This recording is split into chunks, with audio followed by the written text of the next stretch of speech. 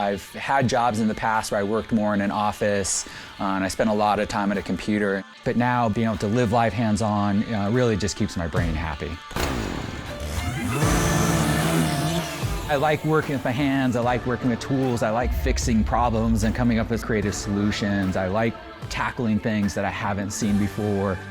So as a contractor, my tools are really important. I invest a lot of money in the tools, so the WD-40 product line works really well to make sure my tools stay clean of pitch and sap or getting rust on my equipment just because we have such variable seasons around here.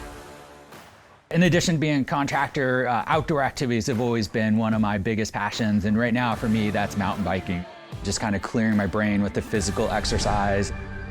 When I'm out recreating, the last thing I really want to do is have to fix my bike. I want it to work just like my tools. And so using the WD-40 Specialist grease, I can keep the spindles of my pedals working well. I can pack my bearings and my hubs. I'm not getting water inside of there. I'm not getting grime.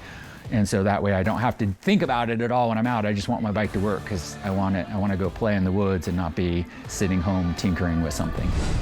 My name is Brett Simpson. I'm a general contractor and handyman, and I live life hands-on.